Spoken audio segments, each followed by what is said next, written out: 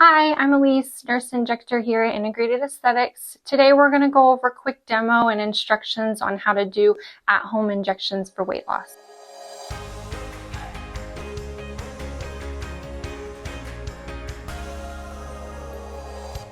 So the first thing you're going to want to do is gather all your supplies. So here we have an alcohol swab to clean and prep the skin. You're also going to receive a pre-filled syringe with the correct dosing for 1 injection per week. Gauze to help clean if needed, and then typically we dispose of our sharps in a sharps container for safety, but since most people aren't going to have these at home, what we're going to have people do is just recap this carefully, keep it in that little bag that is provided by Integrated Aesthetics, and then bring them back at their last month after their 4 weeks, and we'll discard of them appropriately for the patient. Next, you're going to pick spot of injection. So for most people, you're going to want to pick a fattier area. Common areas are the back of the arms, the inner thighs, or the lower abdomen. Upper arm may be a little bit tricky with one person just because you can't grab and inject at the same time. Lower abdomen should be a good area, or inner thighs. You do want to make sure that each week you're alternating sites. So whether that be one side to the other side of the stomach, or one arm to the other arm, or inner thigh to the other thigh. So once you've gathered all your supplies and you've picked your injection spot, whether that be in your lower abdomen or your arm or inner thigh, you're going to want to wash your hands super thoroughly with soap and warm water for about 30 seconds. That way we decrease risk for infection. Now that we've washed our hands, and I'm putting gloves on because we'll be demonstrating on our patient today, you're going to take the alcohol pad and clean whichever designated area that you've picked. So today we're going to be doing the patient's back arm. So we're just going to clean this whole area.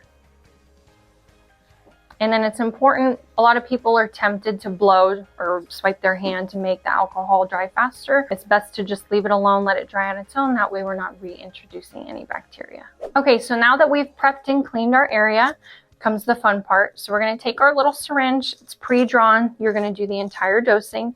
You're going to safely take off this orange cap here, and you'll see this tiny little needle.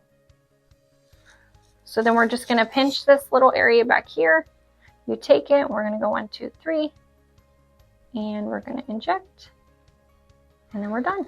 And if there is a little blood, which can be expected, just dab, hold a little pressure, and then we can do a Band-Aid if needed. Since there's a little bit bleeding, we don't want to reintroduce any bacteria into the injection site. So we are going to put a little spot Band-Aid on, and we're done. So for those of you that are injecting yourselves in the abdomen, you're going to follow the same previous steps you saw us do with injecting in the back of the arm. You're going to start by cleaning the skin with an alcohol pad, allowing it to dry completely. Then you're going to take the syringe, pinch the skin between your thumb and your pointer finger, and then you're going to inject the medication. And then if you have a little bleeding, you can use a spot Band-Aid. So now that you've completed the injection, you want to carefully take your syringe with the needle exposed and recap. Just be really careful and slow during this part.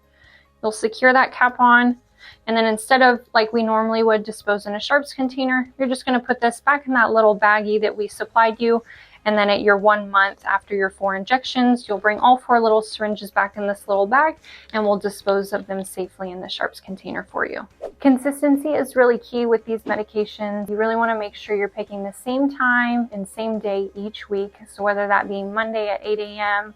or Wednesday after lunch each week, and make sure that if you miss a dose that you're not double dosing. So if you're closer to your next dose, just wait until that dosing, or take it as soon as possible if it's just later in the day or you've missed by just like 24 hours.